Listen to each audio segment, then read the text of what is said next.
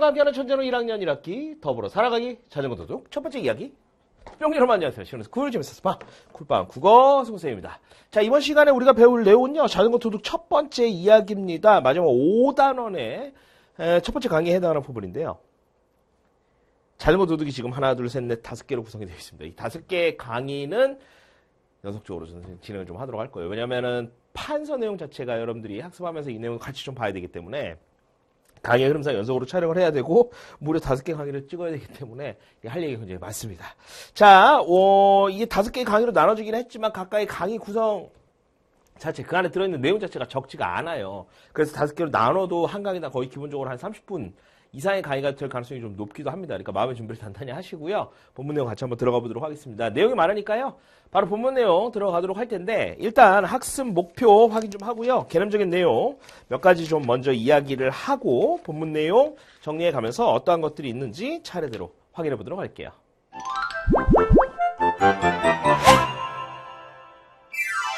자, 그럼요. 이번 단원의 학습 목표 보겠습니다. 학습 목표 보시면 갈등의 진행과 해결 과정을 파악하면 작품을 이해할 수 있다라고 되어 있죠. 키워드 뭔지 바로 보일 거야. 그지?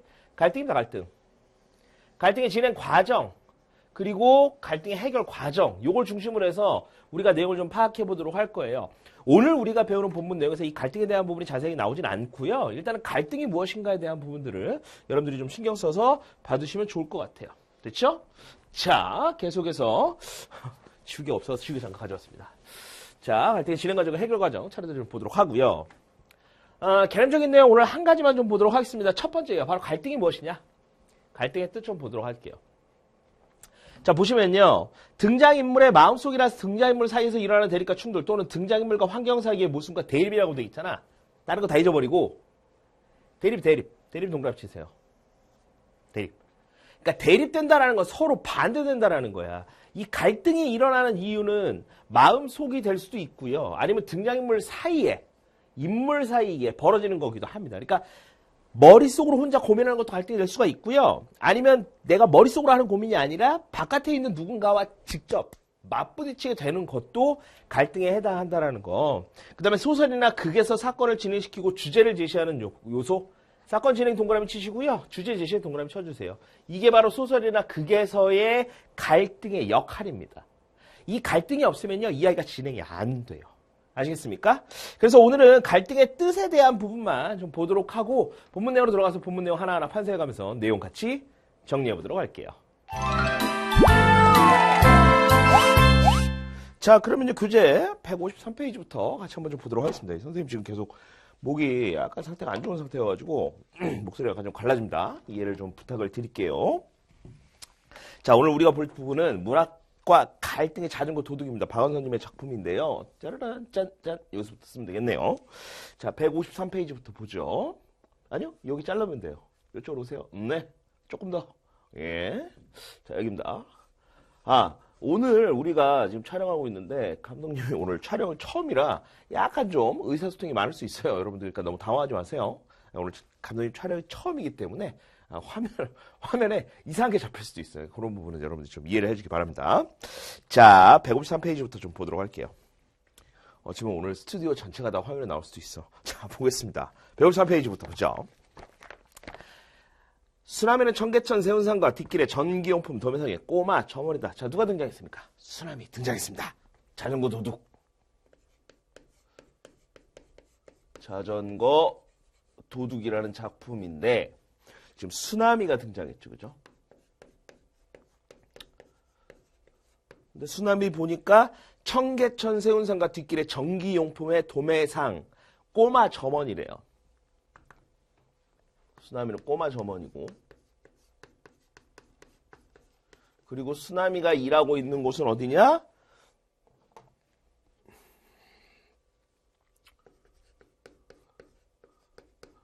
청계천 세운상가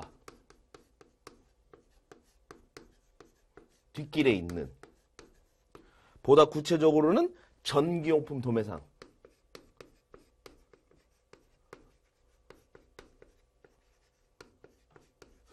자, 봐봐. 전기용품 도매상의 꼬마 점원이래요. 수나미라는 어엿한 이름이 있는데도 꼬마로 통한다. 사람들이 뭐라고 부른다는 거야? 꼬마로 부른다는 거야. 꼬마 점원. 꼬마. 16살. 자, 여러분 보세요. 16살이면 여러분들이 16살이면 여러분들이 지금 알바를 할 수가 없죠. 선생님이 알기로는 중학생들은 알바를 할 수가 없고 고등학생들도 알바를 못하죠? 아니, 16살부터 할 수 있나? 근데 이게 아르바이트를 하려면은 지금은 부모님의 동의를 얻어야 되는 걸로 알고 있어요, 선생님이. 물어봤어, 학교 선생님한테. 아무튼, 그죠? 근데 지금 보면은 쓰나미가 꼬마 점원이고 전기용품 도매상에서 일을 하고 있대. 청계천은 서울에 있는 그 청계천 얘기하는 거죠, 그죠? 세운사가 특히 거기 보면 이제 전기용품 도매상이 엄청 많아요. 그 을지로 뭐 이쪽으로 해가지고 쫙 전기용품 파는 데가 굉장히 많단 말이야. 그래서 예전에 그 네온 사인 같은 거 이렇게 확인하러, LED 뭐 이런 거 확인하러 갔었는데 거기에 전기 파는 데가 쫙 있더라고. 아무튼 거기서 이제 알바를 하고 있나 봐요. 16살이라지만 볼은 아직 어린아이처럼 빨갛고 통통하며 눈이 맑고 깨끗하다. 자, 지금 보세요. 쓰나미가 어떤 사람인지를 보여주고 있어. 근데 여기 봐봐. 볼이 아직 어린아이처럼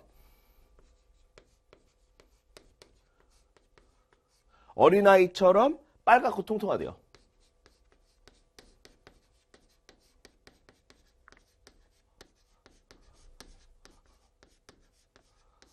맑고 통통하고요. 근데 눈이 맑고 깨끗해. 눈이 맑고 깨끗함. 자, 요 내용을 딱 보고 혹시 우리 친구들 중에 이거 굉장히 이 쓰나미라는 아이가 좋지 않은 아이구나, 나쁜 아이구나 라고 생각이 드는 사람은 설마 없겠죠, 그죠? 없잖아. 지금 이러한 내용을 통해서 우리가 글을 읽는 우리가 쓰나미가 어린아이처럼 빨갛고 통통하네. 그러니까 귀염귀염한 거죠, 그죠? 그 다음에 눈이 맑고 깨끗하대. 그러니까 순수한 거야. 아직 때묻지 않았다라는 긍정적인 아이라는 거. 그러니까 긍정적인 모습을 보여주고 있다는 걸 우리가 알 수 있겠죠. 이게 바로 뭐겠어요? 쓰나미의 성격을 제시하는 방법입니다. 이걸 통해서 쓰나미는 순수하고 착할 것이라고 쓰나미의 성격을 우리가 예상해 볼 수 있지. 요걸 우리가 성격의 간접적 제시라고 해요. 만약에 순수하고 착하다라고 직접 이걸 이야기를 했다면 요건 직접적 제시, 성격의 직접적 제시 방법이라고 볼 수 있을 텐데 지금 여기서는 그게 아니라 이러한 모습을 통해서 우리가 이걸 이제 또 다른 표현으로 이제 외양묘사라고 하는데 겉으로 드러난 모습을 이야기해서 순수하고 착할 것이라는 걸 예상하게 한다는 것이. 이거 바로 우리가 간접적 제시라고 해요. 됐습니까? 그래서 쓰나미가 이제 착한 아이일 거다라고 사람들이 이제 생각하게끔 작가가 만들어 놓았네요. 성숙한 것은 목소리뿐이다. 제법 굵고 부드럽다. 그 목소리가 전화선을 타면 점잖고 떨떠름한 늙은이 목소리로 들린다. 이 가게에는 변두리 전기 가게나 전기 기술자들로부터 걸려오는 전화가 많다. 쓰나미가 받으면 상대방은 깍두기 존댓말을 해온다. 에이, 주인 영감님이십니까? 아닙니다. 꼬마입니다. 쓰나미는 마치 무슨 큰 실수나 저지른 것처럼 황공해하며 볼까지 붉어진다. 자, 지금 여기서 또다시 나오죠? 쓰나미가 전화를 받는 거야. 전화 받는 모습을 통해서 알 수 있는 건 뭐예요? 뭐 그렇게 죄 지은 게 아닌데 황공해하며 볼까지 붉어진대. 그럼 이걸 통해서 알 수 있는 건 큰 실수가 아닌데도 너무 순수해서 이제 당황하는 거죠.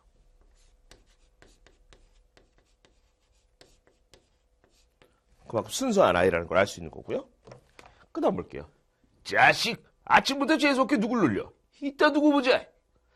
이런 호랑이라도 들려오면 쓰나미는 우선 고개를 움츠려 알밤을 피하는 신용부터 한다. 지금 전화하고 있잖아. 전화하고 있는데 너 이따 보자 이러면 아이고 이렇게 쭈그린다는 얘기예요.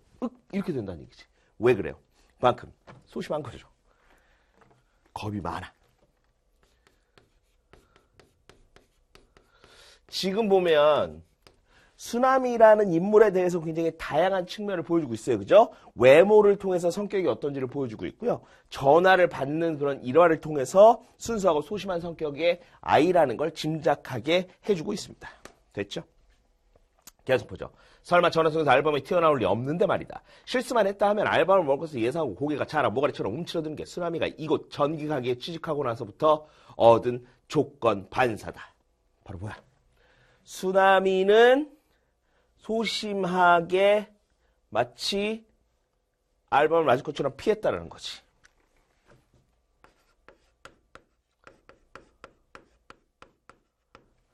그죠? 근데 보세요. 이곳 단골 손님들은 우락부락한 전기 기술자들이 대부분이어서 성질들이 거칠고 급했다.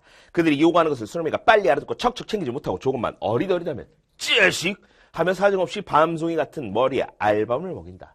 쓰나미는 그 숱한 전기용품 이름을 척척 알아들을 수 있을 만큼 익숙해질 때까지 그동안 숱한 알밤을 먹었다. 그러니까 꽁 이렇게 했다는 얘기죠. 그죠? 그런데 일에 익숙해진 후에도, 그러니까 처음에는 일을 배우는 과정이었던 거지. 그치? 처음에 맞았던 알밤은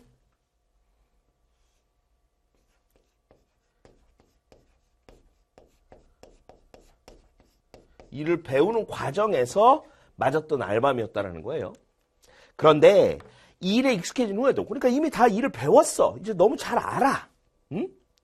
그런데도 쓰나미는 심심찮게 까닭도 없는 알밤을 얻어 맞는다는 거야. 그러니까 요거랑은 조금 다른 의미겠죠.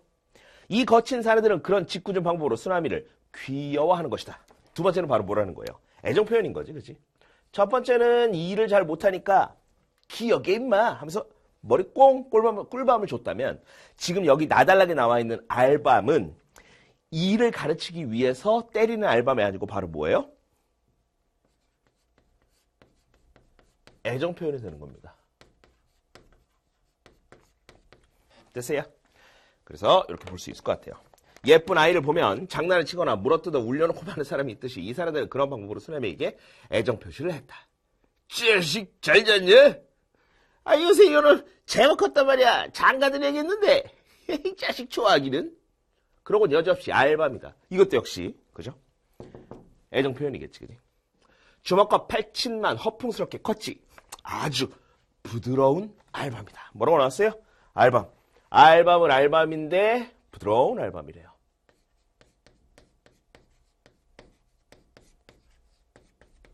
밑에까지 나오죠? 오케이. 부드러운 알밤이래요. 그러니까 쓰나미는 그만큼 인기 있는 점원인 셈이다. 그러니까 사람들이 다 쓰나미를 좋아한다는 얘기겠죠. 쓰나미는 단골 손님들에게만 인기가 있는 게 아니라 주인 영감에게도 여간 잘 된 게 아니다. 자, 쓰나미를 좋아하는 새로운 사람이 등장합니다. 바로 누구예요? 이 꼬마 점원을 좋아하는 주인 영감. 새로운 인물이 등장했죠. 그죠?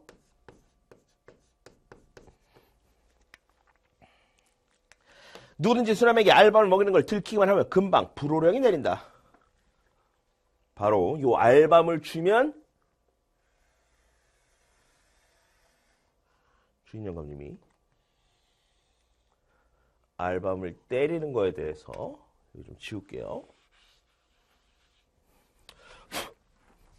알밤을 때리는 거에 대해서 불호령을 내린다는 거죠. 보겠습니다.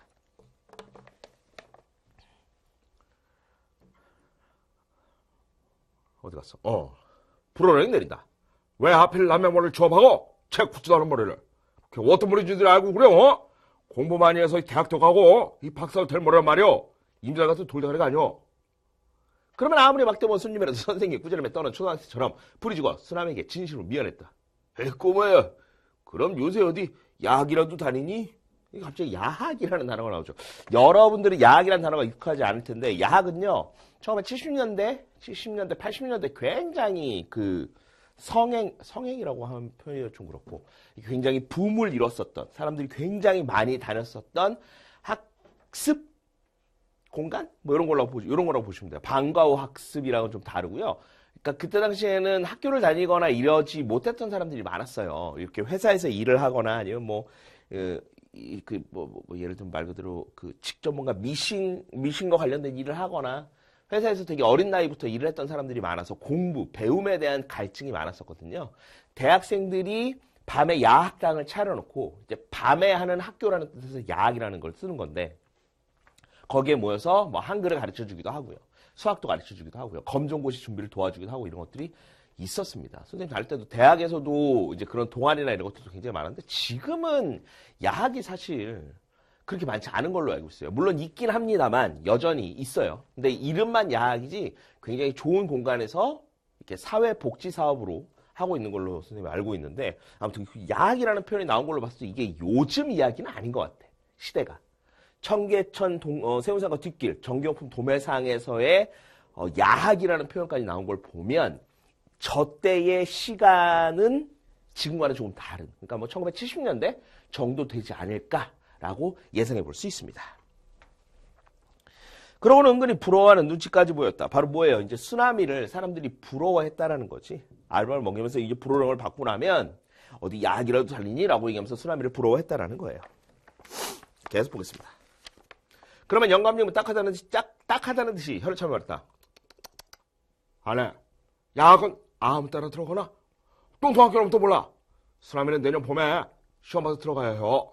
야학이라도 일로. 그래서 이제 틈에 체계라고. 자, 뭐래요? 주인 영감님. 관심이 굉장히 많네, 그지? 바로 뭐라고? 내년 봄에.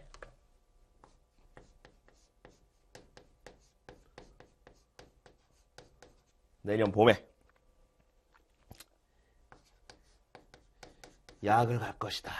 라고 이야기하고 있죠. 자, 나중에 이제 우리가 전체적인 작품을 다 보면 알겠습니다만 지금 주인 영감님이 굉장히 쓰나미를 아끼는 것처럼 보이죠? 근데 이게 어떻게 바뀌는지 계속해서 좀 살펴주시기 바랍니다. 쓰나미는 가슴이 크게 출렁인다. 왜 그랬을까? 쓰나미는 할아버지가 이렇게 주인 영감님이 이렇게 얘기하는 걸 보고 출렁인다라는 거야. 왜 가슴이 출렁였을까요? 아저씨가 내 마음 알아주니까. 보세요. 쓰나미는 한 번도 주인 영감님에게 하다못해 야학이라도 들어가 공부를 해보고 싶다는 말을 비친 적이 없다. 맨손으로 어린 나이에 서울에 와서 거지도 안 되고 깡패도 안 되고 이런 어엿한 가게 점원이 된 것만도 쓰나미로서는 눈부신 성공인데 자, 쓰나미가 이제 어디서 왔는지 알 수 있죠? 어린 나이에 맨손으로 서울에 왔대요. 그러니까 상경한 거야, 서울로. 거지도 안 되고 깡패도 안 되고 어엿하게 점원이 된 게 이제 고맙다는 얘기지. 벼락말을 노르시죠. 어떻게 감히 공부까지 하겠는가? 그러니까 굉장히 뭔가 집안에 어려움이 있어서 올라왔을 거라는 걸 예상할 수 있어요. 왜? 16살의 어린 나이에 서울에 올라와서 전기 도매상에 취업을 했다라는 건 돈을 벌어야 될 만한 상황이었을 거라는 걸 짐작하게 해주는 부분이에요. 계속 볼게요. 그러면서도 자기 또래 고등학생만 보면 가슴이 짜릿짜릿하던 쓰나미다. 그러니까 쓰나미는 출렁였어. 근데 이 출렁이는 장면 그 다음에 요것과 더불어서 고등학생들을 보면서 뭘 느꼈다고? 가슴이 짜릿짜릿. 부러움을 느끼고 있었다는 거. 그러니까 공부에 대한 갈망이 있었던 아이라는 걸 알 수 있는 거죠. 여러분도 짜릿짜릿합니까? 공부를 하면서? 짜릿짜릿해야지. 자, 보겠습니다. 처음 전기용품 취급이 서툴러 시험을 하다 툭 하면 손끝에 짜릿한 전기가 흘러 화들짝 놀랐던 것처럼 고등학교 교복은 쓰나미의 심장에 짜릿한 감전을 일으키며 가슴을 온통 마구이 젓는 이상한 힘이 있었다. 바로 고등학생 그리고 고등학교 교복을 보면 마음이 설렜다라는 거지. 공부를 하고 싶은 거야. 그런 쓰나미의 비밀을 주인 영감님은 알고 있었던 것이다.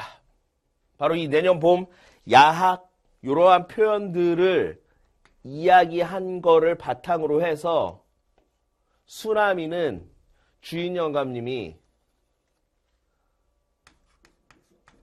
자신의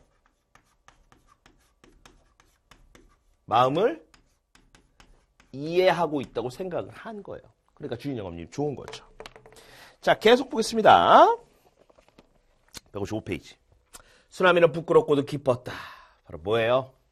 자신의 마음을 이해해 준 데 대해서 두 가지 감정을 느낀 거죠. 하나는 부끄러움,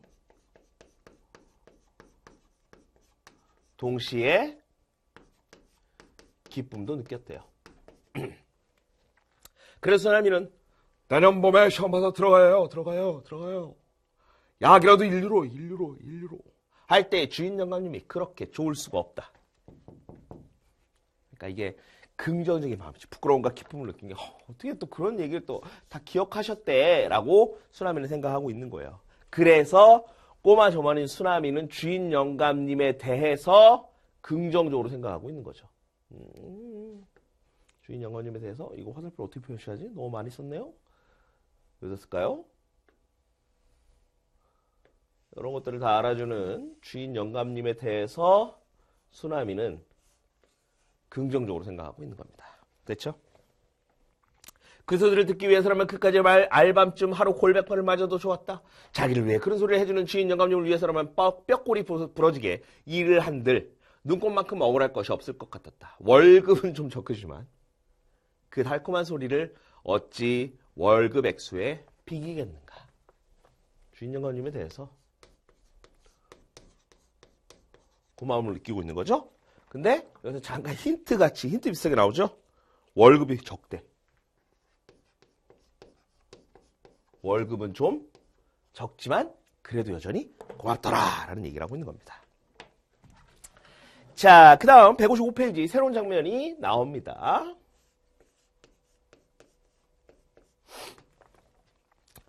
쓰나미의 하루는 눈꽃 뜰 새 없이 바쁘고 고단하지만 행복하다. 자, 쓰나미죠. 자, 이쪽으로 조금 아이가 올까요? 쭉, 그렇죠. 쭉 와주세요. 아예, 네, 더 와주세요. 네. 자, 쓰나미의 하루는 눈꽃 뜰 새 없이 바쁘고 고단하대요. 그러니까 굉장히 혹사당하고 있는 거죠. 바쁨, 고단함. 그럼에도 불구하고 어떻다? 행복하다.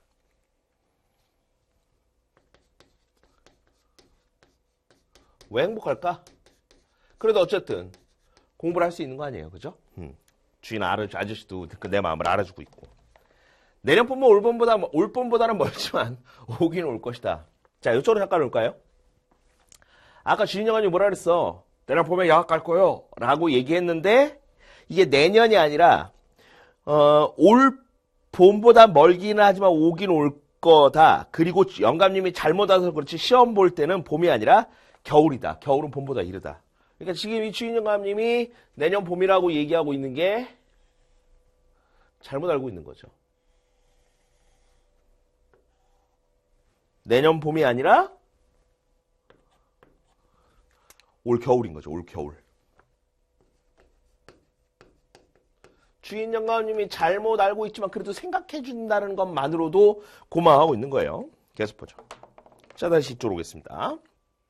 겨울은 봄보다 이르다. 쓰나미는 온종일 눈꽃 뜰 새 없이 바쁘게 일을 하고 밤에는 가게방에서 숙직을 한다.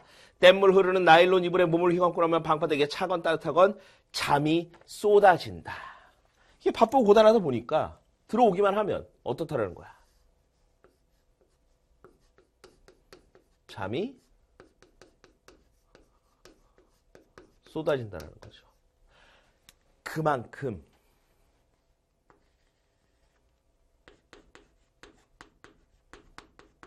피곤하다는 거예요. 일이 많은 거야. 계속 보죠. 그럴 때마다 이 녀석은 그저 틈만 있으면 책이요. 라던 주인 영감님의 목소리가 생생하게 들려온다. 쓰나미는 낮 동안 책은커녕 신문 한 귀퉁이 읽은 적이 없다. 도대체가 그럴 틈이 없다. 바쁘니까. 그죠? 저 어머니 적어도 3명이 있어야 해내 가게 일을 혼자서 해내자니 여간 벅찬 것이 아니다. 자, 바쁘고 고단한 이유에 대해서 나와 있죠. 원래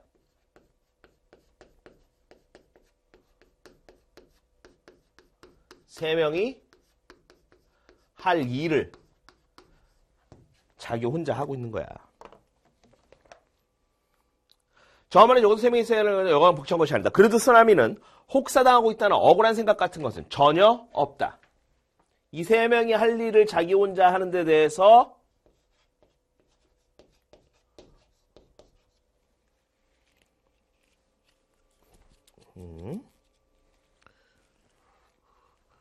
억울함 따위가 없다는 거죠. 너무 짧네요. 억울함 따위는 가지고 있지 않다라는 거예요. 계속 보겠습니다. 아이, 꼬마 혼자 데리고 벅차시겠습니다. 좀 더 큰 애 하나 쓰셔야죠. 어쩌다 남들이 인사말로 건네는 그런 소리를 영감은 제일 싫어한다. 자, 원래 세 명이 할 일이야. 하나 더 쓰세요. 라는 주변 사람들의 말을 주인 영감님은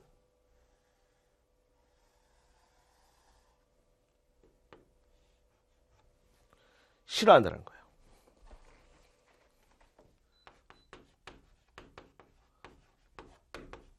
싫어함. 벌레라도 씹은 듯이 이상야릇한 얼굴로 상대방을 흘겨본다. 막 째려보는 거죠. 왜? 돈이 더 드니까 싫은 거야. 지금 여기서 싫은 이유는 애들을 3명을 쓰면 돈이 더 들어가는 거죠. 그죠? 그럼 돈이 더 들어가는 걸 싫어한다라는 건 그만큼 주인 영감님의 인색함을 알 수 있는 거죠. 돈 쓰는데 이제 인색한, 잘 쓰지 않는 그런 사람이라는 거지. 누가 뭐 사람 더 쓰기 싫어서 안 쓰나? 어디 같은 사람 같은 놈이 있어야 말이지. 깡패 놈에다 걸리 들어봐. 우리 사람이 물든다고. 이런 순진한 놈일수록 나쁜 물 되기 쉽거든. 자, 그러면서 그 이유를 주인 영감은 뭐라고 설명해요? 그 싫어하는 이유를 수라는 핑계를 대고 있는 거죠. 그죠? 실제로는 돈이 들어가는 거지만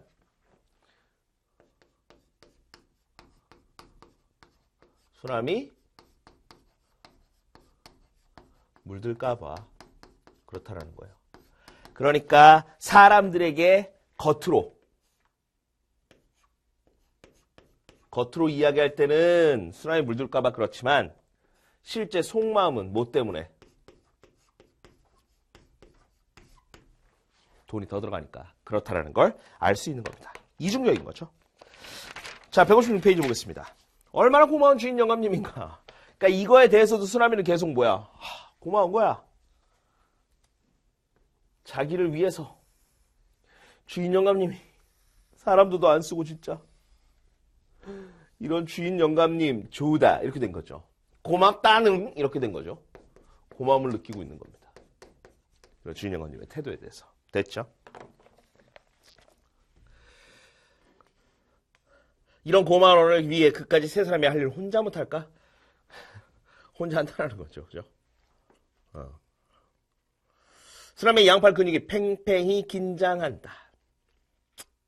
그럼 고마운 어린이 틈만 나면 책을 본다고 남들에게 수남이 자랑을 한 뜻은 밤에라도 잠만 자지 말고 열심히 공부하는 뜻일 것이다. 수남이 스스로 그렇게 풀이한 것이다. 수남이의 생각을 말하고 있는 거지. 그치? 그럼 이건 시점은 전지적 작가 시점이라는 걸 알 수 있는 거죠. 사람의 속마음을 다 알고 있는 거잖아. 그런 생각을 하면 눈이 말똥말똥해지며 잠이 저만큼 달아난다. 혹시나 하고 보따리 속에 찔러가지고 온 중학교 때 교과서랑 고등학교까지 다닌 형이 쓰던 참고서 나버리기를 이렇게 유용하게 쓸 줄은 몰랐다. 책이라야 통틀어 그것뿐이다. 주인 영감님 심심할 때 보던 어른용 주간지 같은 것이 굴러다닐 적도 있어서 소년단은 호기심이 동하지 않는 것도 아니다. 하지만 이놈은 그저 틈만 나면 책이라고 했을 때 주인 영감님이 가리키는 책이란 결코 이런 주간지 나부랭이가 아닐 것이라는 영리한 짐작으로 수남이는 결코 그런 책을 한눈을 파는 법이 없다. 시간이 아까워서라도 그렇게는 할 수 없다. 가게를 듣고 셈을 마치고 주인 댁 식모가 날라온 저녁을 먹고 혼자가 되는 시간은 거의 밤 11시경이라는 거야. 밤 11시에 이제 책을 보는 거죠. 그때부터 공부라도 해야 되는 것이다. 그러고도 수남이는 이 동네 가게에 누구보다 먼저 일어나야 하는 것이다. 밤 11시에 자고 굉장히 일찍 일어난다는 얘기죠. 수남이의 부지런함은 이 근처에서도 평판이 자자했다. 자, 수남이가 또 어떤 아이인지를 보여주는 장면이 나옵니다. 부지런하대요. 도대체 얼마나 부지런한지 한번 보죠. 제일 먼저 가게 문을 열고 물 뿌리기로 골목길에 물을 뿌리고는 긴 골목길을 남의 가게 앞까지 말끔히 쓸고 이어 가게 안에 먼지를 털고 어떻게 하면 보기 좋을까 연구를 해가며 다시 진열을 하고 제 몸단장까지 개롱하게 끝낸다. 그제야 주인 영감님이 나온다. 주인 영감님은 만족하던 빙긋 웃고 자 주인 영감님은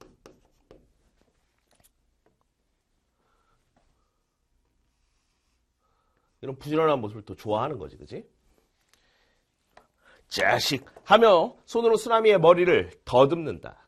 그러나 영감님이 알밤을 먹이는 일은 한 번도 없었다. 따뜻하고 큰 손으로 머릿결을 빗질라도 두어 번 쓸어내린 후 부드러운 볼로에서 둥근 턱까지를 손바닥으로 한꺼번에 싹 감쌌다가는 다시 한번 자식! 하고는 놓아준다. 쓰나미는 그 시간이 좋다. 그래서 남보다 일찍 일어나야 하는 것이다. 바로 뭐예요? 주인 영감님의 손길을 좋아하는 거죠. 왜? 뭔가 칭찬받는 걸 좋아하는 거야. 칭찬을 받는 거. 그럼 단순히 칭찬을 받는 걸 좋아하는 걸까요? 계속 보죠. 아직은 부모님의 사랑에 철모르고 푸근히 감싸야 할 나이다. 그를 실제 나이보다 어려 보이게 하는 아직 상하지 않은 순진함이 더욱 어른의 사랑을 목마르게 한다. 바로 뭐야? 이 손길이 좋은 이유는 여기서 어른의 사랑을 느낀다는 거지. 그러니까 서울로 상경해서 지금 혼자 살고 있잖아요. 그죠? 그러니까 부모님의 사랑을 어쩌면 주인 영감님에게서 느끼는 걸 수도 있겠지. 계속 보겠습니다. 주인 영감님의 든든하고 거친 손에서 볼과 턱을 타고 전해오는 그 따뜻함과 훈훈함은 부모님의 손길 같은 것이었다. 여기서 뭘 느끼는 거야? 어른의 사랑, 부모님의 손길을 느끼는 거죠.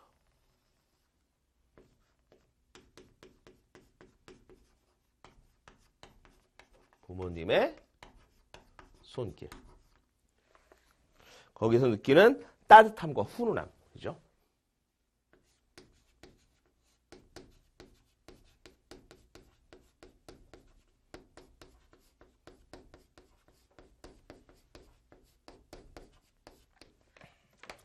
그래서 수나미는 그 아침 시간이 기다려질 만큼 좋았고 꿀같이 단 새벽잠을 떨쳐낸 보람도 느끼고 남을 충족된 시간이기도 했다라는 겁니다. 됐나요? 자, 이렇게 해서 우리가 오늘 157페이지까지의 본문 내용 같이 한번 정리를 좀 해보았습니다. 오늘 첫 시간이었어요. 그죠?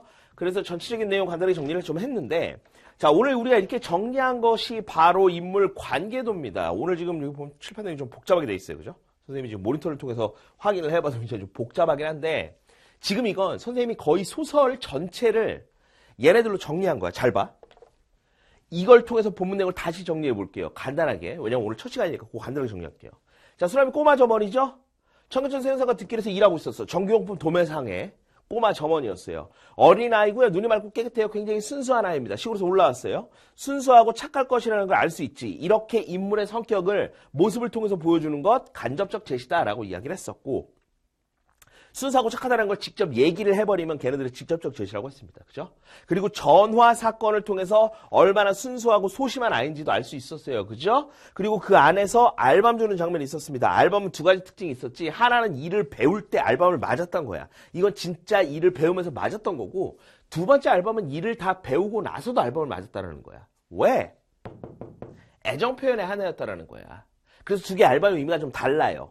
그러니까 얘는 시험 문제 나올 가능성이 높다라는 거야. 그러니까 이 부분에서의 알밤이 뭐냐, 이 단락에서 알밤의 의미가 뭐냐, 알밤의 의미에 대해서 주관식 문제로 충분히 낼 만한 가치가 있다라는 거지.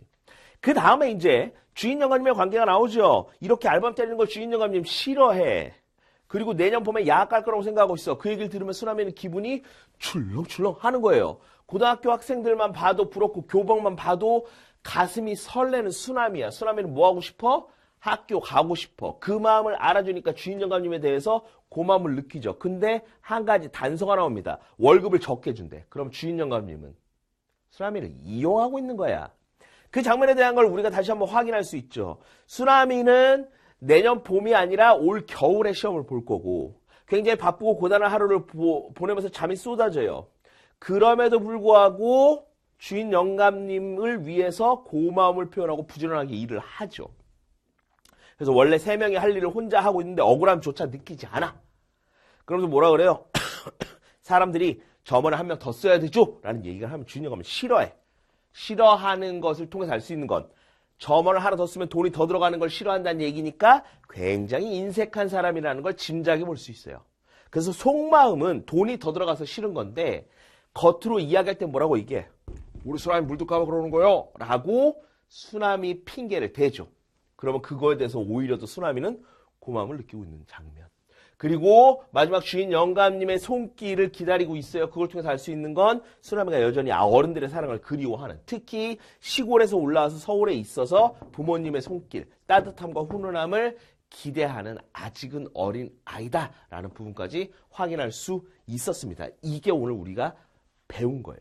그러니까 우리가 지금 정리한 인물 관계들을 통해서 불과 한 1, 2분, 2, 3분 요 안에 다시 전체적인 내용을 정리할 수 있다는 겁니다. 그런데 여러분들이 실제로 인물 관계들을 여러분 스스로 그릴 때에는 여러분 나름의 방식으로 정리하면 돼. 세세한 것들을 다 정리할 필요가 없어요.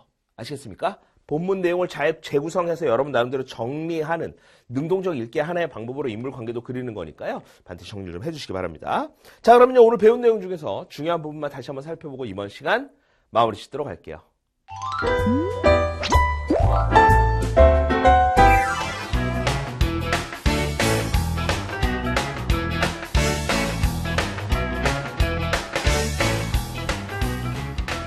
자, 이번 시간에 여러분들이 정리해드는 내용 두 가지로 선생님이 좀 정리를 해두었습니다. 첫 번째는 인물 관계도 오늘 우리가 좀 그렸는데 오늘 우리가 그린 건 나중에 선생님이 다시 또 이야기하겠지만 굉장히 복잡하게 그린 거예요. 그러니까 세세한 내용까지 최대한 그냥 꾹꾹 눌러 담은 밥처럼 인물 관계들을 그려놓았거든요. 일단 인물 관계도 여러분 나름대로 다시 한번 좀 정리를 해주시고요.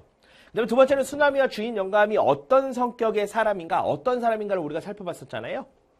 그 부분에 대한 거 다시 한번 좀 정리를 해두시면 좋을 것 같습니다. 그 외에도 우리가 이제 개념학습에서 갈등에 대한 부분 살펴봤는데 갈등에 대해서는 우리가 다음 시간에 조금 갈등의 유형으로 좀 더 자세히 다뤄보도록 할 테니까요. 일단 갈등이 뭔가 정도로만 감만 좀 잡으세요. 그리고 다음 시간에 우리가 본문 내용에서 갈등에 해당하는 부분이 나오기도 하니까 그걸 한 다음에 또 추가적인 내용 공부해 보도록 하겠습니다. 자, 오늘은 이상의 두 가지 내용만 정리하시면 오늘 배운 내용 모두 마무리될 수 있을 거라고 얘기할 수 있을 것 같고요. 있을 거라고 얘기할 수 있을 것 같은 거. 아무튼 얘기할 수 있고요. 그 다음에 선생님 계속해서 다음 강의에서 여러분을 기다리고 있겠습니다. 여러분들은 뭐 해야 된다? 오늘 배운 내용 다 정리하고 다음 강의로 넘어와야 된다. 선생님과 같이 하겠다고 바로 다음 강의를 들으면 절대 안 돼요. 공부 다 수업 다 듣고 나면 강의는 다 끝냈는데 내 머릿속에 남는 게 없을 수 있어. 반드시 오늘 배운 내용 정리하고 오시기 바랍니다. 여러분들 긴 시간 동안 수고 많이 했어요. 다음 시간에 계속해서 이 뒤에 어떤 일들이 벌어질지 같이 한번 살펴보도록 할게요. 여러분 다음 시간에 봐요. 안녕.